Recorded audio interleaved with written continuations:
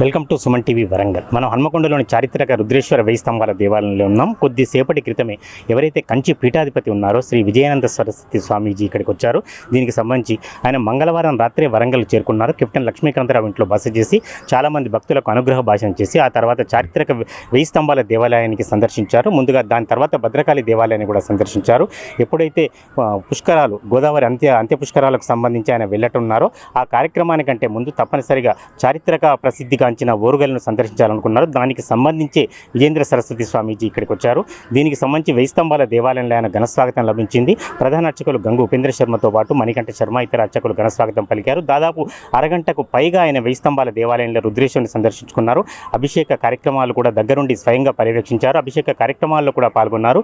చాలామంది భక్తులకు స్వయంగా కానుకలు కూడా ఇవ్వడం జరిగింది. దానికి సంబంధించిన పండ్లు పలహారాలు కావచ్చు అవన్నీ కూడా అందజేస్తారు.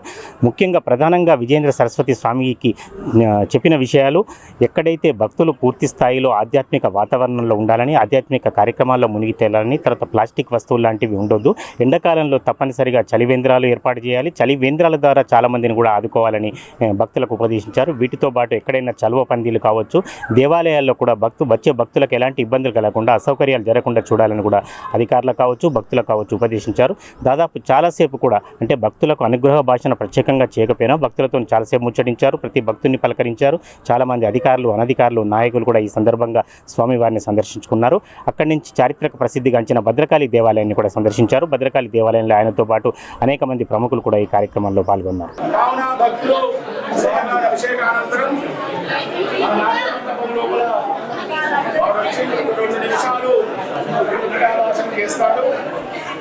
తర్వాత మనం స్వామివారి ప్రసాదాలు స్వామివారు ముట్టుకున్న తర్వాత మీకు మేము అందిస్తాము. ఎందుకంటే స్వామివారు ఇంకా వేరే దేవాలయానికి కూడా వెళ్ళాల్సిన అవసరం ఉన్నది. స్వామివారు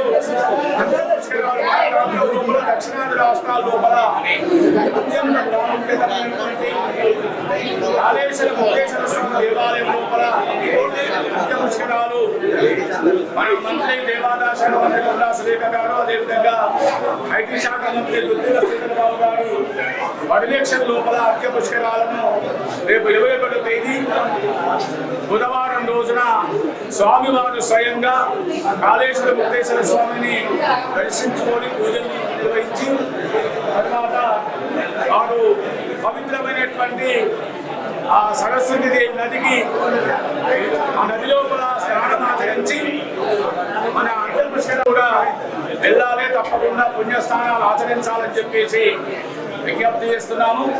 ఈరోజు కూడా మన మాజీ ఎమ్మెల్యే గారు హుస్నాబాదు బొడ్ల సతీష్ కుమార్ గారు వారు స్వయంగా చొరవతోటి స్వామివారిని మన వెయ్యి స్తంభాల దేవాలయానికి తీసుకురావడం జరిగింది. వారికి మేము బొడ్ల సతీష్ గారికి ప్రత్యేకమైనటువంటి ధన్యవాదాలు తెలియజేస్తున్నాము.